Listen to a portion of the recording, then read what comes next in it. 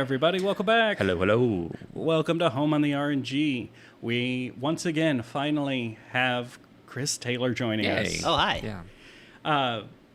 We Someone who knows what he's talking about. especially when it comes to music. But not especially when it comes to Persona. Which is the game we're discussing today. Yay. Persona 1. Because Jeff makes us play everything in order. If Russ was running the show, we would just have played Persona 5 Royal. Which is why I'm running the show. Anyway, we'll go ahead and jump into personal history. Yeah.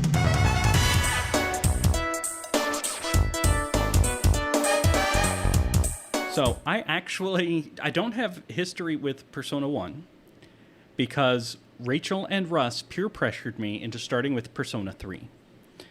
They insisted you can't play 1, you can't play 2, you can't play 2, you have to play 3 first, and then 4.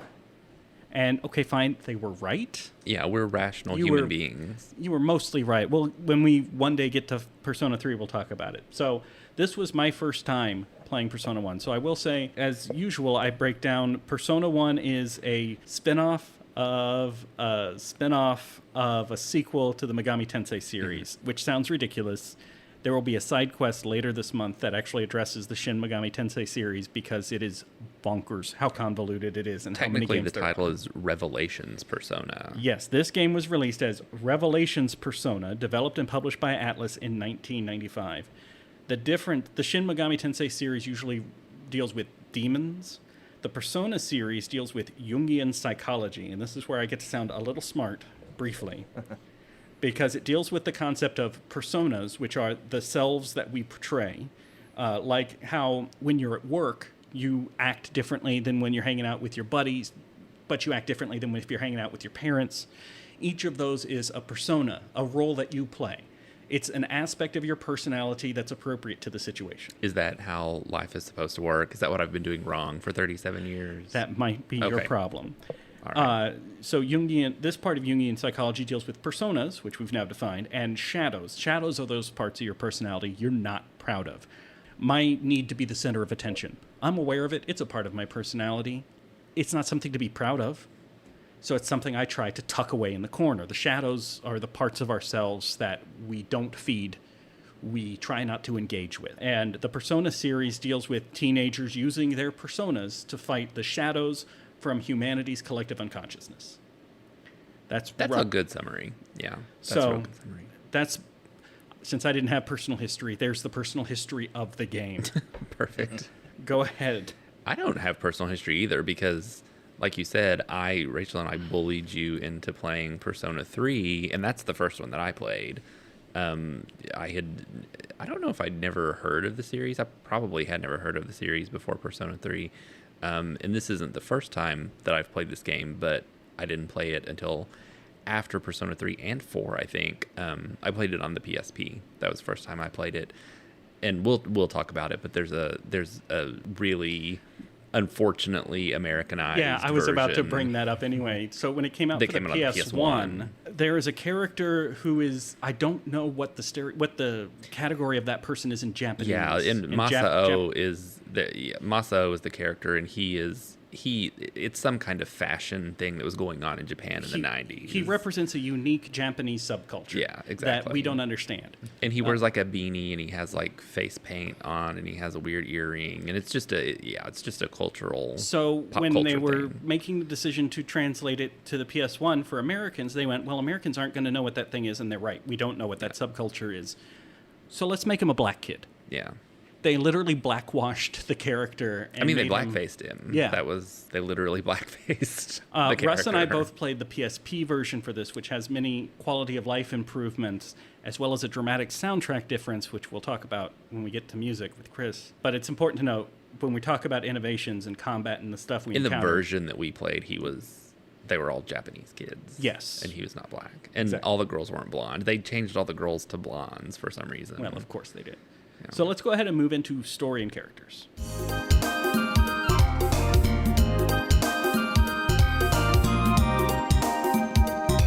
right. Let me get my piece of paper. just like that sound. It feels authentic to me. When a Japanese city is suddenly flooded with demons, it's probably the local evil corporation at work. So a group of teenagers pick up their guns and axes and use their magic mind powers to travel to another world and defeat the head of the evil corporation. Along the way, things get real weird. So, I'm not sure that we played the same game, because in my game, a group of high schoolers have to save their school, which has been encased in ice by an evil demon queen, and save all of their classmates. I played Persona 1. What did you play? I played Persona 1 as well.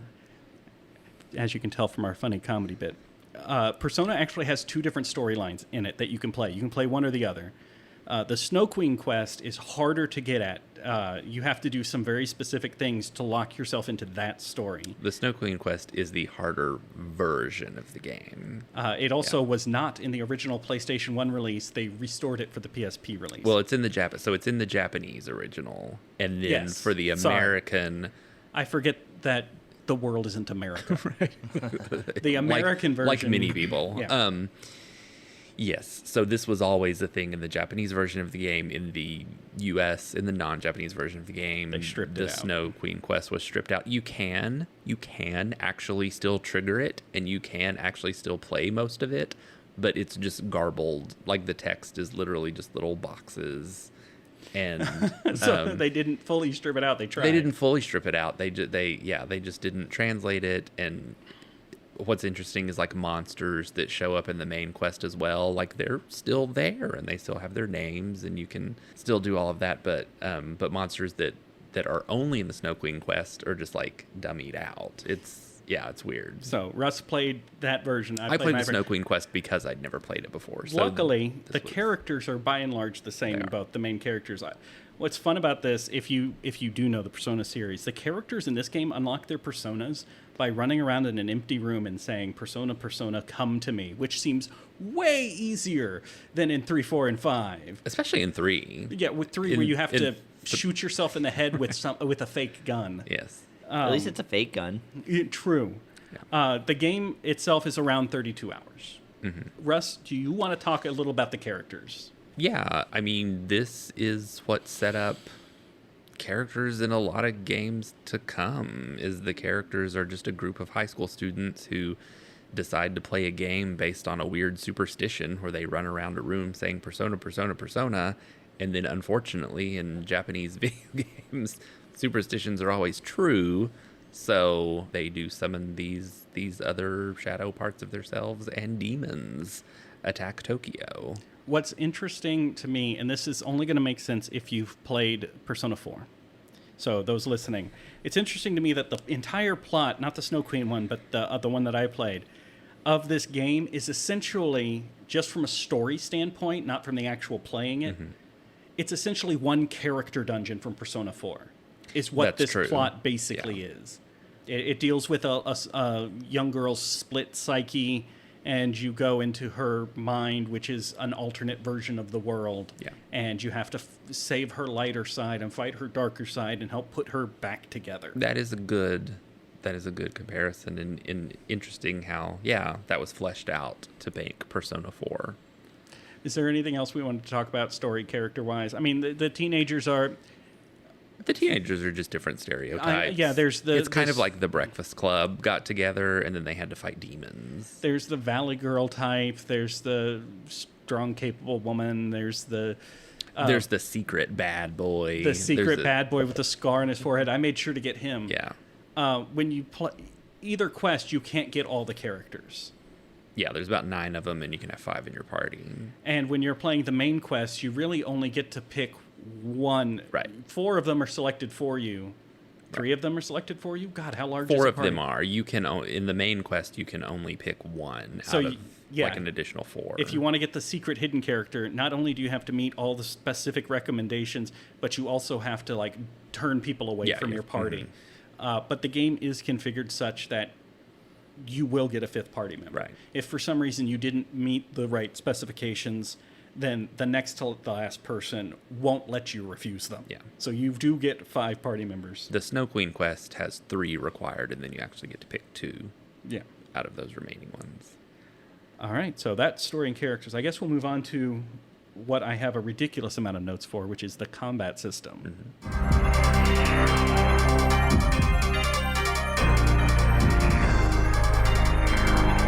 There's a lot going on here.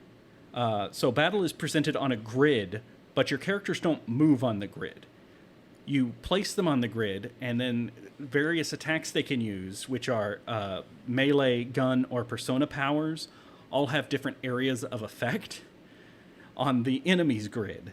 So part of the strategy is shuffling them around to find the correct place to put them in for maximum effect. I will tell you that grid thing deeply, deeply confused me the first time I played this game. And I'm like, how are you supposed to hit any of the monsters with your physical weapon? Because like you've got to be near the front row. Depending on who you pick as your optional party member, like 4 out of your 5 characters all have to be in the front row. Yep. To even be able to hit anything. And the guns have different area effects. The shotgun is like a cone. It's really a lot of strategy, possibly more strategy than there needs to be to figure out placement. You can negotiate with the enemies.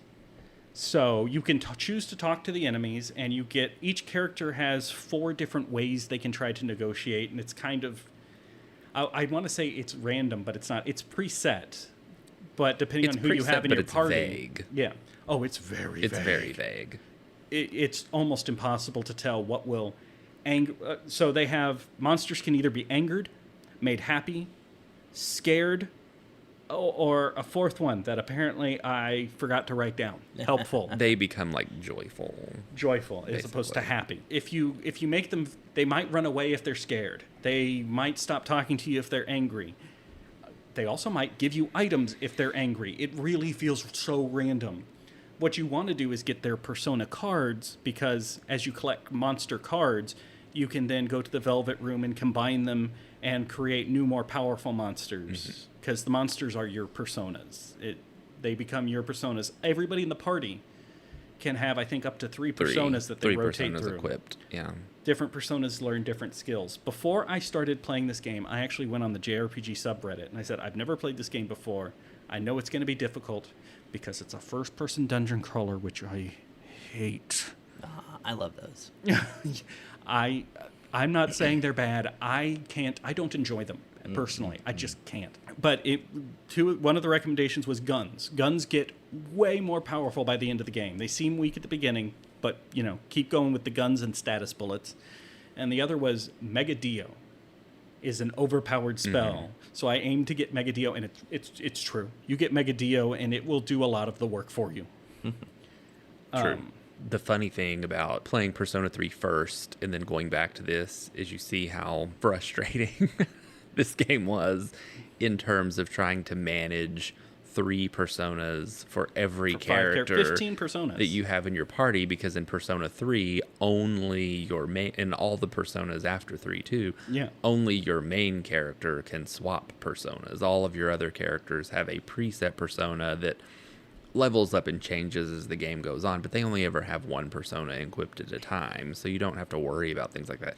This was so much management. It was also your experience, very stressful. Your character's experience level and your character's persona level go up independently of each other. So you want to keep spamming persona skills in order to power up your persona. I mean, that's true of your main character in the other Persona games, but you're only keeping up with 1 character that you have to upgrade personas on. I will say, usually I don't use a lot of magic in JRPGs because, I want to save it for the bosses or for... That is just truly not possible in a Persona game. Well, the upside is when you level up, your health and your SP, which is your magic here, both fill up every time you level up, which encourages you to keep spamming Persona because it'll level up your Persona, which will fill up your magics.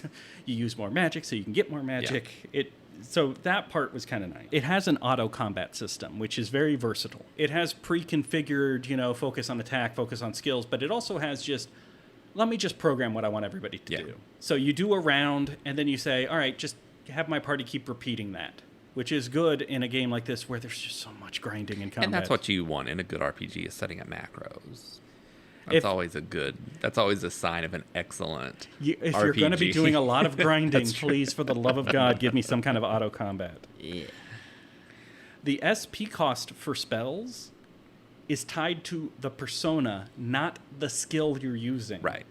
So you can get a persona who's like, oh, it costs 3 SP to cast any of my spells. Yeah, I have one of the best spells in the game. As opposed to that persona over there, which is 20 SP to cast anything and also has the best spell in the game. Like, so there's, again, it's kind of weird that all the spells cost the same per... Anyway. Being killed in battle does not exclude you from getting the XP that you earned. You earn XP for how much you damage the enemies in that combat. Nice.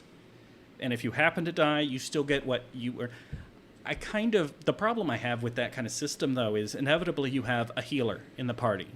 And they're going to get less experience because they're doing less damage because they're focused on support. It's the Fire Emblem problem of the healer that you get like 11 experience or whatever for healing an ally. Oh, yeah, you're just sitting there. Oh, you have 1 point of damage. Please let me heal you. Yes, I need the XP. Please. Shining Force as well. Yeah. For the love of God, let me... Anybody got a splinter? I will heal you. Yes. Have I addressed the combat? Do we think we've talked about? Yeah, the combat is not different in the Snow Queen quest. There are other gameplay mechanics that are different. The combat is the same. And I am here that in the original PS1 version there was not a speed up button for the combat animations. Oh, God. And I don't know how anybody played that game because the amount of time it takes those characters to do their little flourish and summon their persona and their persona animation to play, and then the attack animation to play. Oh, I couldn't imagine that. The combat is just... The combat is very slow. The combat is extremely slow and complex and grindy. Yeah. Yeah, and I would get to the point where it's like, okay, I have to figure out how to negotiate with these monsters because I am so deep in this dungeon, I'm on the verge of death. Mm-hmm. I just need to be able to figure out the right way to talk to them so they'll leave me alone. Because if you ask them for a card and you already have their card, they'll just be like, oh, you already got it, and they'll leave. Yeah. And it's like, oh, thank God. Okay, I just have to figure out the trick for each and every monster in this dungeon to leave me alone until I can get to that HP recovery spot. Yeah. We'll go ahead and move on to innovations.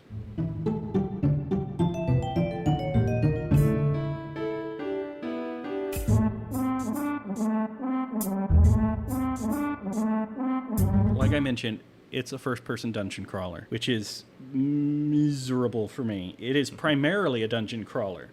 Even friendly areas like your high school or the mall is in a dungeon crawler format. The convenience store. Yeah. Yep. Convenient, as it says on this YouTube video. So yeah, I don't like the first person stuff either. Well, Chris does, so we will judge him silently. Oh, okay. And I especially don't like the first person dungeon when I want to talk about the difference with the Snow Queen quest, which is harder, versus the main quest, which I did not realize. So I had never played Snow Queen before, and I did not look up anything about it really beforehand. So I didn't. So the function of the Snow Queen quest is that instead of going on this journey to save your classmate and like go into her mind and all of the things that relate to Persona 4, you get trapped in your high school, which gets frozen over and taken on by this demon Snow Queen. And there are 3 towers that appear in your school: the Hypnos Tower, the Thanatos Tower, and the Nemesis Tower, I believe they're called. It's non-linear, so you can do them in any order, yet the enemies don't scale. The monsters don't scale. So you're supposed to do, I believe, Hypnos, Nemesis, Thanatos, but you can potentially go Thanatos first, and all the enemies are way over-leveled, which is, of course, what I did. Of course. So I had to restart. Then I realized that all of the towers are timed. Yep. So, and only one of them is timed in the sense of, well, I can't decide if it's the best one or the worst one, but it's like the middle one is timed in the sense that if you make it through quickly, then you fight an extremely weak version of the boss at the top of the tower. Oh. But if you, like, it won't kick you out of the tower or game you over or anything. But if you take a really long time to finish the tower, then you get a super, super difficult version of the boss at the top that is like as difficult as the end game boss. And it kind of reminds me of like in Final Fantasy VII, Sephiroth is actually like way harder if you're level 99 or something. Okay, I didn't know that. Yeah. So it's a lot. So what I'm saying is that it's a lot of pressure that I didn't know I was getting myself into. So I felt this constant sense of dread of like, I need to finish these dungeons in like 60 real world minutes. God, and with the slow combat. With the slow combat and having to upgrade personas, all the things that you have to do in the main story, but now you have a timer ticking down the entire time. Everything about this game is complex. It is absolute heck. There is a casino, and even the blackjack and slot machines are the slot machine has 17 slots. Yeah. Including 4 groups of 4 that you rotate around before you stop the other 5 slots to try and make... There's a game called Codebreaker that's like Sudoku. That one. Except there are no pre-filled out numbers, but you do still have to figure out exactly the predetermined where all the numbers should be. How exactly do you do that without having any numbers whatsoever? You get a certain number of tries for it to say, yes, you've got this in the right. You've got X number of correct numbers in X rows, but only X of them are in the exact correct spot. I'm like medium good at Sudoku, but I could not ever imagine doing that with no numbers to begin with. So even the little tiny mini games are unbelievably complex. The one saving grace is the mini map. Yeah. Which is only in the PSP version. Mm-hmm. I can't imagine playing through this. I have written down here like how to get through the Sebek building. Yeah. And it reminds me of the ice dungeon in Arcana. Oh, the Arcana, yeah. Because, let's see. So this I don't remember clearly, but luckily I wrote it down. In the Sebek building, you take an elevator to the 5th floor, then go through all of the twisting corridors to go back down to the 1st floor, then find another series of stairs to go all the way back up to the 5th floor again. So this is like one of the last great holdouts of the just buy some graph paper and take care of this yourself, noob. Yep. Thank God I didn't have to do that. Yeah. I would have been looking up maps online. That's what I love about Etrian Odyssey is that they still make you draw on a map, but they like give you the map, on the bottom screen. That. Yeah, yeah. It's fun creating the map like that. I think it is. I know some people who hate it, but whatever. It has that problem I harp on a lot, and we shouldn't have this problem in a PS1 era game, where you can't always know whether an item that you want to equip is better than the one you have now. Yeah. When you're purchasing them, I should know what I'm spending my money on. There should be an easy way to indicate this is an improvement, and there's not. To be fair, this was like one of the first PlayStation games. We saw this in Japan. Game Boy game. Yeah, that's true. They managed it in a Game Boy game. They should have figured it out by the PlayStation 1 era. There is also the Equip Optimal button, which is helpful, but like it'll equip something that is better in one respect and worse in 4 other respects. So it's not perfect. Yeah. This also begins the Persona story tradition of a bad dialogue choice at a key point in the story will end the game early. Like you get the bad end. Perfect. I have a friend who's like way into that. Yeah. She loves to try and screw up the games halfway through. There are several little moral choices you make throughout. Do I help this person? Do I run? All this. And it turns out near the end of the game, you unlock ultimate personas. But the number of ultimate personas you unlock depend on how good a person you were throughout the entire story. So it's a little bit like the trial in Chrono Trigger, where all of a sudden actions you didn't know mattered. It goes back and says, let's take a look at those. Yeah. Let's see how good you were. I think the cutscenes actually are still pretty good. I think they're decent quality. For a PS1 game, I still thought they held up. Yeah. Are you talking about like the anime cutscenes? Yeah, the anime cutscenes. Those were added, right? Those were PSP. I believe those were PSP added. I never played the PS1 version. Yeah, I didn't either. So Don't know. None of us know. I am my gut assumption is they were added for the PSP version. I guess that. And then the PS1 version probably was just sprites on an isometric, because the game is an isometric view during like story scenes and things. Yes. Yeah. And then there's an optional dungeon unlocked post game. That's the other innovation I've got listed. I don't know where to insert this in, so I guess I'll just insert it in here. Bring it in. But what I didn't know either, so there's a manga that's based on Persona 1. Does not surprise me. And in the manga, they cover both quests. They cover the Sebek quest, and they cover the Snow Queen quest. And even in the game, like the Snow Queen quest, the ending of the Snow Queen quest is where you finish it and you beat the final boss. And then the characters from the main quest show up, and they're like, what have you been doing all this time? We've just been standing out here waiting for you so that you can help us go save our friend.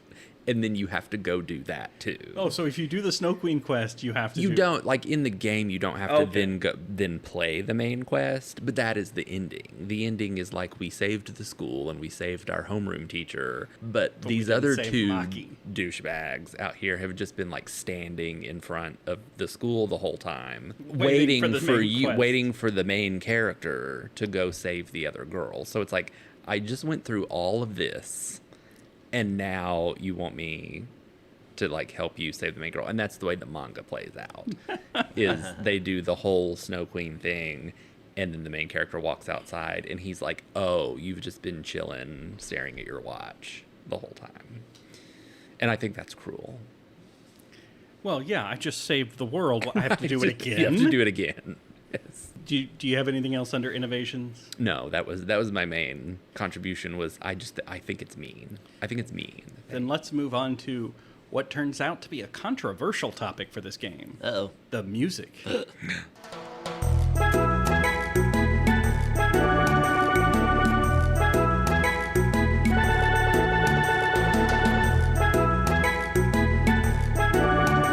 So we have musical expert Chris Taylor with us. Chris, would you like to tell us a little bit about the music before we get to the controversy? I suppose. I actually, full disclosure, I only have listened to the original PlayStation music, but I do know about the controversy because I run a club on Facebook that, caters to, like, people sharing basically, like, obscure video game music, so... And this hits the line of, like, obscurity, I think. But anyways, yeah, I actually am not... I've never played the game either, so that's rounded out the trifecta. But in listening to the soundtrack, yeah, it's... And kind of with Persona in general, like, the main theme of it is that it's, like, they're really into doing this kind of chill... noir kind of like music. Like it's kind of like a detective movie from the future with like some techno in it as well. So it's a weird mix, but it's almost uniquely Persona. And it's like when you're listening to it, you're like, oh yeah, this must be from a Persona game, which is also funny because like that kind of goes a little bit that butts heads a little bit with like the Shin Megami Tensei series at large, which at least in the early games had like much more of an edge, I think. But like a Persona game musically to me feels a little more chill. Lots more synth work. It's jazzy. Jazzy sometimes. Some people may argue that some of the songs just don't go anywhere. Yeah. But of course, then like with any RPG of this type, it comes down to dungeon themes and battle themes. Like the incidentals and the storyline music tend to not matter as much as like when you're in the dungeon. I suppose except for the Ice Queen dungeon, since you're timed, which is funny because like when I wrote down my favorites, most of them are in the Ice Queen part of the game. You don't have time to enjoy music. Exactly. Yeah, I have the Ice Castle dungeon here, the Nemesis Tower. I really love the Nemesis Tower. It's got like this chill, like kind of trip hop beat to it, which is kind of cool. But I will say that, yeah, this game does feature one of the best convenience store themes of any game. Yes. Which even more than Humoresque of a Little Dog? Well, no, but... Okay. I was worried for a second. It's among them. And on YouTube, they misspelled it as convenient. It's the convenient store theme. So when the PSP version was released... They remixed the entire soundtrack, and here's where the controversy comes in. By that time, other Persona games had come out. Yeah. And when they wanted to remix the soundtrack to sound more like the rest of the Persona games. So when I fired up the PSP, I was like, oh yeah, this sounds like Persona. This, like, I'm here. It sounds exactly like a Persona game. But a lot of people online I saw were complaining because they really preferred the original. And I made a point. I listened to the soundtracks too. I listened to both of them mainly so I could be smug and superior. Right. And be like, those guys don't know what they're talking about. Clearly, the one that sounds like Persona is the best. Prescriptivists. Yeah. But it turns out the original PS1 soundtrack is actually pretty good. It's Like, real lush. If I had to pick between the two of them in a vacuum, forgetting the history of Persona and the fact that the PSP one does sound more Persona-y, I don't know which one I'd pick. So I have no problem with people preferring the original PS1 because it's good. It doesn't sound like a Persona game as much, but it's real good. And I like the fact, and you can address these people, but I like the fact that it was remixed by the same composers who made it originally. Yeah. I feel good about that. Yeah, we got Jeff slid me over a note with the composers, even though I'd already made a note. We got Shoji Meguro, who is the main, kind of like the main guy.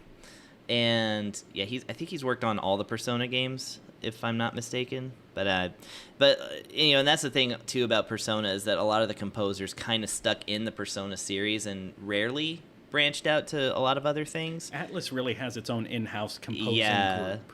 And so, which is funny because they also have Yuzo Koshiro with the Etrian Odyssey series, and he only worked on that pretty much, and then the Persona Q games as well as kind of a collaboration. But anyways, these composers aren't people that you're gonna know a whole lot about until you start playing or listening to a lot more Persona.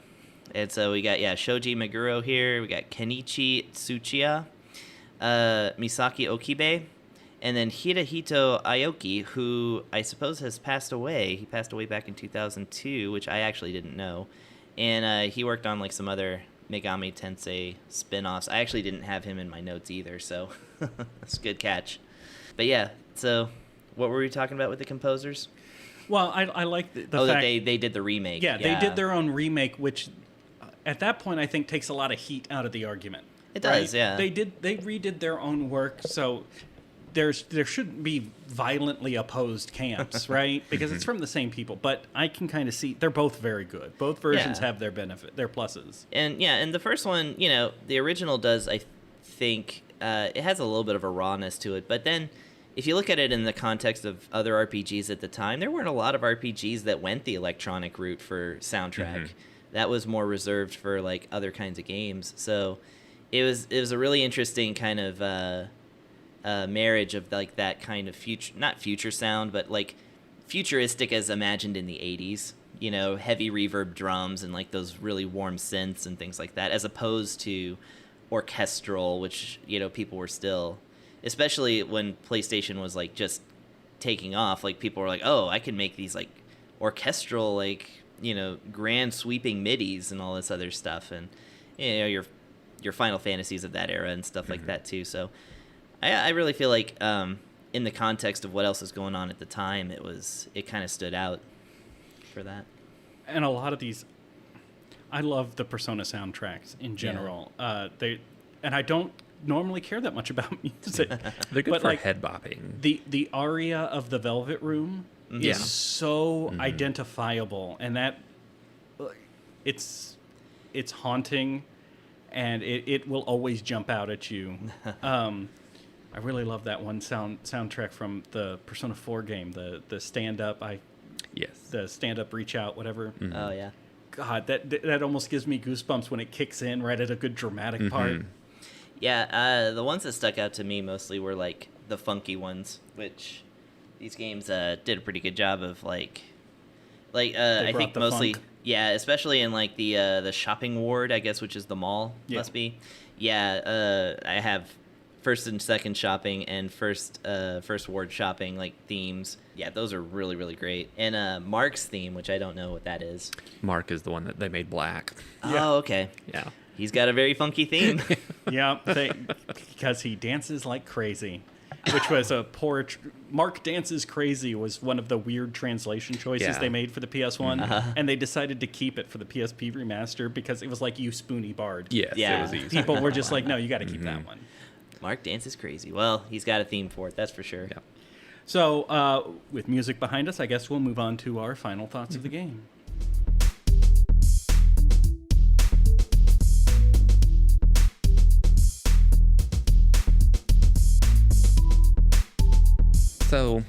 we played this game. We certainly did. I've played this game twice now. I played it on my own on the PSP when it came out, and I played the main quest, the regular quest, and I got Reiji, the delinquent, the hidden delinquent. And it was, I mean, it's hard saying what my final thoughts are in this game when I played Persona 3 first. I played Persona 3 and 4 before I played this. So this is going back to playing something that I just don't like as much as the later games in the series and what they evolved into. And then this time I played the Snow Queen quest, which was very tense and very stressful. And I will not do it again. So A game on your list of never playing again. That's rare. yeah, it's like this in Shining Force. No, not really. But yeah, I mean, if I were going to give it a letter grade, which is the thing that I have been doing in these reviews, I would feel bad giving it anything below a B because I didn't hate it. But it I gave it way less than a B. Oh, you gave it, okay. Yeah. Well, yeah, it could. There's just a lot. You can tell this was a 1995 game. You can tell this was a very early PlayStation game. I think you can partially tell it in all the battle animations, and they just wanted to see like what kind of cool stuff they could do in battle animations. And it's just very slow and it's very clunky. And even the battle system is clunky. I'm not a huge fan of the first-person dungeon. I don't hate it as much as you do, but not a huge fan of it. I like it in Etrian Odyssey when you can make your fun map and not just, and I would hate to play this game without a map, period. Yes. That would be an absolute nightmare. And I hated the time limit. I did not know there was going to be a time limit on those towers, and any game that gives me a time limit just stresses me the heck out. I'm thinking of like the Atelier games. Yep. And having to do stuff in so many years, and it just stresses me the heck out. So I guess I'll be more generous than Jeff, and I'll still give it a B because I don't think it's a bad game, but I think it is better as something foundational for the better things that came after it.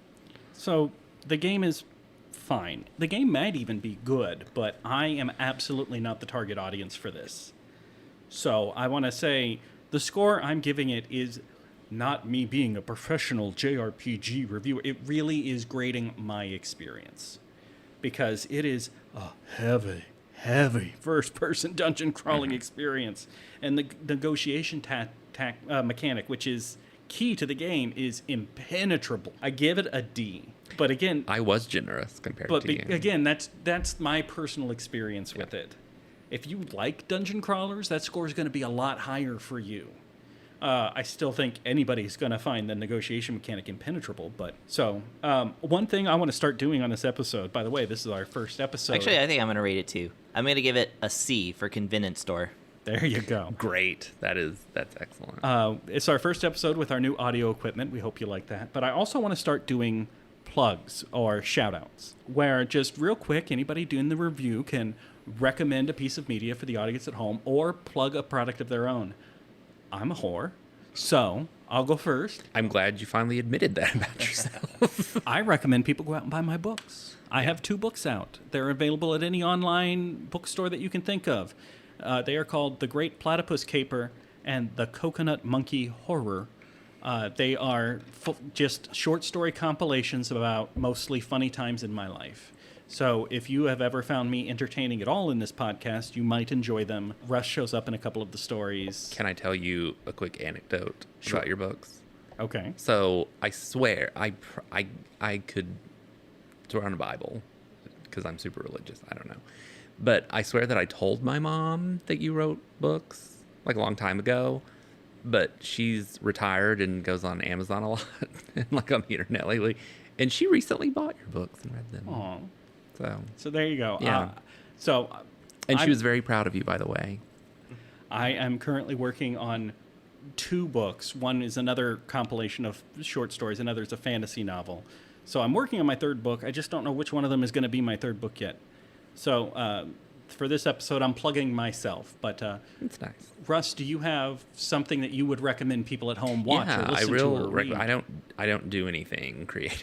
Sure, but except for this. You consume media. What's a piece of media you would like? I'm gonna, because it needs all the attention it can get. It's not already one of the number one podcasts, but this was kind of sprung on me. So the main thing that I can think of is to recommend the podcast You're Wrong About, with Sarah Marshall and Michael Hobbs, and they debunk pieces of history that people get wrong. So they have like 15 episodes on the O.J. Simpson trial. Okay. And they talk about the Satanic Panic a lot, which has been an interest of mine since I was a child. Yeah. And they did a book club about the Jessica Simpson autobiography. Nice. And that made me a huge fan of Jessica Simpson. So find them on the podcaster of your choice, and maybe they'll say hi to me because I shouted them out. It's a very good podcast. Chris, do you want to do a plug or a shout out? What do you want? I better plug myself, I suppose. Somebody's 'Cause I'm got here. to. Somebody's got to, and it ain't gonna be nobody else. So I'm on Twitch. I play games 5 nights a week, so you'll find me there most nights. It is Liar Exaggerate, like the neighbor in Earthbound. I stole his name. Spelled Sweet. out LIERXAGERATE. And yeah, I'm playing through the Kirby series, the Zelda series, and the Dragon Quest series on weekdays, respectively Wednesday through Friday. And then I kind of just do whatever right now on Saturday, and then on Sundays I'm playing first-person dungeon crawlers, actually. Sweet. I just finished the first Elder Scrolls game, Arena, and I'm subscribed to your channel, but I would like to figure out a way to unsubscribe on that day. Just that day. just that day. Just make that number go down. So that's what I mainly do. I'm also in several bands, but of course, we're only all just getting back into doing things because of COVID. The main one, because we put out something recently, I'm going to say is Super High Tops, which is a Toe Jam and Earl reference. And in fact, our first thing is that we played every song from Toe Jam and Earl in one 15-minute long medley live as a live take on YouTube. And so Toe Jam and Earl has some great funky music too. Oh, I yeah. love their bass lines. Yeah. So I had to do all of those without making you too play many bass, mistakes. right? I do. There I'm the you go. bassist there. And we just recently released a much shorter cover, but it's of the 5 p.m. theme from Animal Crossing New Horizons. So that's there now, and hope you'll check it out. We Very have nice. no others. We have like social medias and stuff, but it's all tied to that YouTube channel, so that's where you want to see us. Okay. And Nice. I almost forgot. And Russ, if they want to play Revelations Persona or Persona 1, however they want to call it, how can they play? I mean, they can play it on a PSP, which has a store that I think still exists as of right now. I got it on the PS Vita, which Yeah, still and you can has a download store. the PSP games on there, or you can get a PS1 disc. Copy. Good which luck. is They're probably pricey. Yeah. $500. I think my friend Jamie has one, but she's never played it. It's just in a case on display. Oh, good for her. Atlus games have this thing where they randomly triple in price for no reason, and that's happened a few times with that game now. Recently happened with Etrian Odyssey 3. Only 3. Just 3. Yeah, 1, 2, 4, and 5 are still relatively obtainable, but 3 is like $250 now. Wow. All right. And next time, we are talking about the sequel to a game we've reviewed. We are talking about I mean, that could be anything. Seiken Densetsu 2. Okay. Which is kind of a mouthful. Is there a simpler way to say that? Is there like an English translation? Do we know? I think you could say Secret of Mana Oh. or Secret of Mana if you're me. Or Rabbi got whacked. Yeah, very good. Rabbite whacking. So join us next time as we whack our For rabbites. some rabbi whacking. All right, we'll see you guys next time. Home on the RNG is a presentation of Mad Centaur Productions. You can find Jeff on YouTube at youtube.com/Centaur Productions or on Twitter at Jeff Centaur. You can find Russ on Twitter at RussMac25. You can find Chris on Twitch at twitch.tv/LiarExaggerate or on Twitter at EnrichFlavor. Thank you for listening, and remember to save your game before powering off this podcast.